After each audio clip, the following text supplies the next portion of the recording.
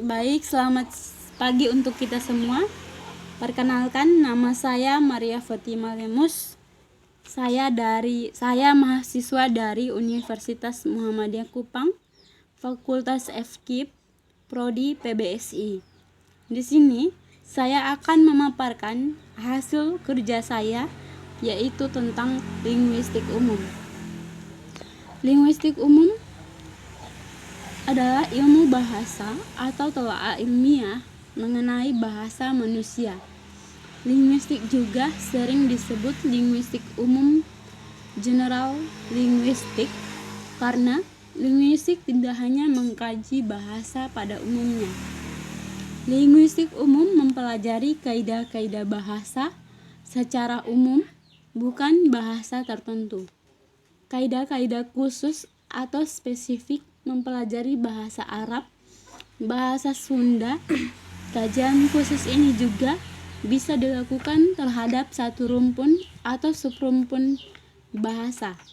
Misalnya, rumpun bahasa Austronesia atau serumpun Indo-Jerman. Languagi berarti bahasa secara umum, seperti tampak dalam ungkapan manusia punya bahasa, sementara hewan tidak. Langui artinya suatu bahasa tertentu, seperti bahasa Arab, bahasa Inggris, atau bahasa Jawa. Paroli artinya bahasa dalam wujudnya yang konkret berupa ujaran. Linguistik umum dibagi menjadi dua. Yang pertama, linguistik mikro, dan yang kedua adalah linguistik makro. Saya akan menjelaskan terlebih dahulu tentang linguistik mikro. Linguistik mikro atau disebut juga mikrolinguistik adalah cabang ilmu linguistik yang konsep kajiannya pada konten sistem internal bahasa. Kajian studi ini mengarah pada struktur internal suatu bahasa tertentu dan atau semua bahasa pada umumnya. Bagian-bagian dari kajian linguistik mikro antara lain: yang pertama, fonologi, subdisiplin ilmu linguistik yang mempelajari bunyi bahasa secara umum, baik bunyi yang memperdulikan arti atau fonemik maupun tidak fonemik. Menurut Cheir 2009 ayat 1, fonologi adalah ilmu tentang perbendaharaan bunyi-bunyi atau fonem bahasa dan distribusinya. Fonologi diartikan sebagai kajian bahasa yang mempelajari tentang bunyi-bunyi bahasa yang diproduksi oleh alat ucap manusia.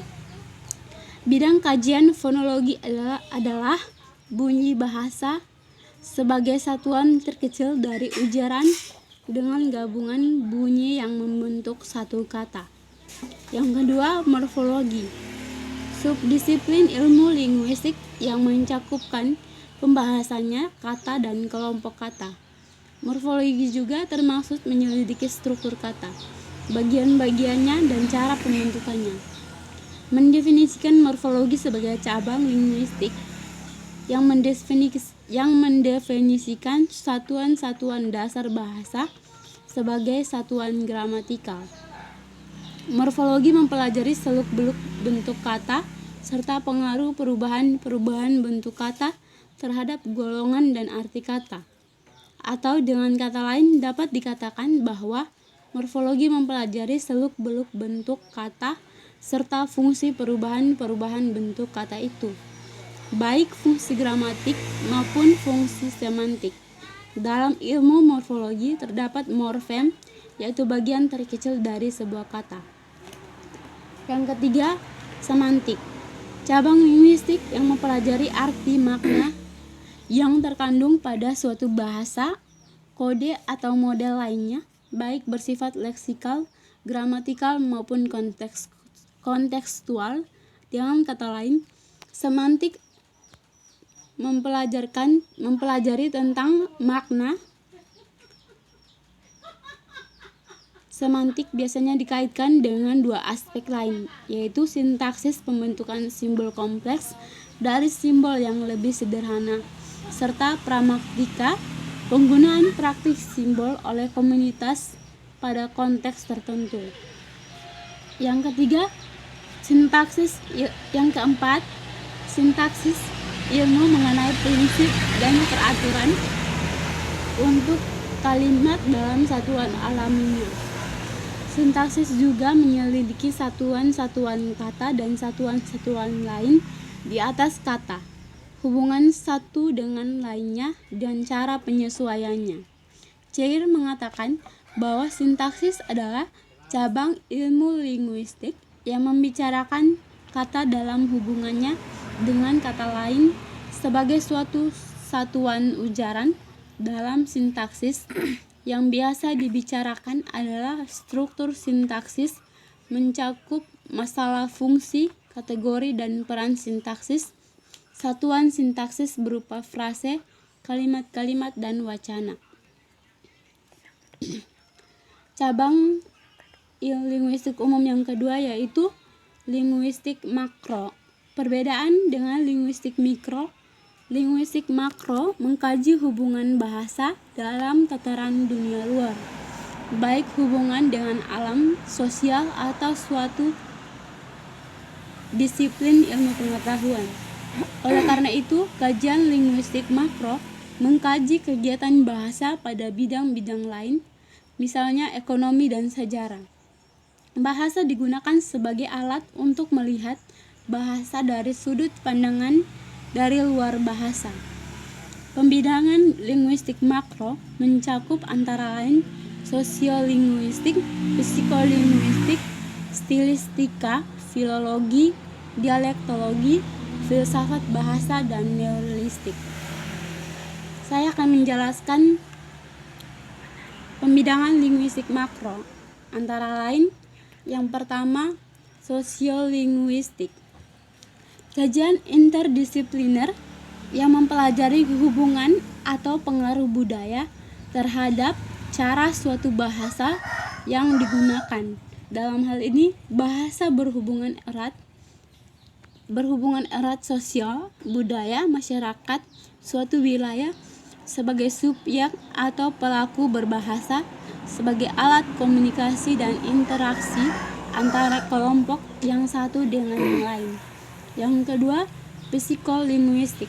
Kajian interdisipliner yang mengkaji hubungan bahasa dan mental atau psiko, termasuk bagaimana manusia berproses mendapat dan menggunakan bahasa itu sendiri. Harley dalam Dramoji Widojo 2003 ayat 7 berpendapat bahwa psikolinguistik adalah studi tentang proses mental dalam pemakaian bahasa. Seorang pemakai bahasa terlebih dahulu harus memperoleh bahasa. Yang ketiga, antropolinguistik. Antropolinguistik, ilmu yang mempelajari manusia dan kebudayaannya secara menyeluruh. Di satu pihak, manusia adalah pencipta kebudayaan, memperlakukan bahasa sebagai fenomena yang kebermaknaannya hanya bisa dipahami secara menyeluruh bila dikaitkan dengan budaya penuturnya. Yang keempat, stilistika, ilmu yang mempelajari bahasa yang digunakan dalam bentuk-bentuk karya sastra. Jadi, stilistika adalah ilmu interdisipliner antara linguistik dan ilmu kesusastraan. Yang kelima, ilmu yang mempelajari bahasa. Yang kelima yaitu filologi, ilmu yang mempelajari bahasa dalam sumber-sumber sejarah yang ditulis yang merupakan kombinasi dari kritik sastra, sejarah, dan linguistik. Hal ini lebih sering didefinisikan sebagai studi tentang teks-teks sastra dan catatan tertulis. Penetapan dari koententikannya dan keaslian dari pembentukannya dan penentuan maknanya. Filologi juga merupakan ilmu yang mempelajari naskah-naskah manuskrip, biasanya dari zaman kuno. Yang keenam, tentang filsafat bahasa. Ilmu gabungan antara linguistik dan filsafat. Ilmu ini menyelidiki kodrat dan kedudukan bahasa sebagai kegiatan manusia serta dasar-dasar konseptual dan teoritas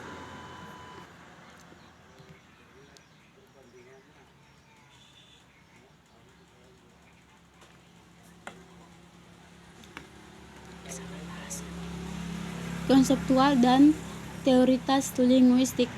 Filsafat bahasa dibagi menjadi filsafat bahasa ideal dan filsafat bahasa sehari-hari. Filsafat bahasa ialah teori tentang bahasa yang berhasil dikemukakan oleh para filsuf. Usaha para filsuf memahami konseptual knowledge melalui pemahaman terhadap bahasa. Yang ketujuh, dialektologi, ilmu tentang dialek, cabang linguistik yang mengkaji perbedaan-perbedaan isolek atau alamat komunikasi suatu masyarakat tutur, namun belum ditetapkan statusnya, dengan memperlakukan perbedaan-perbedaan tersebut secara utuh. Yang kedelapan, neurolinguistik merupakan kajian yang berupaya memahami kerja otak untuk memproses kegiatan berbahasa, sebagaimana psikolinguistik, hanya saja fokusnya berbeda.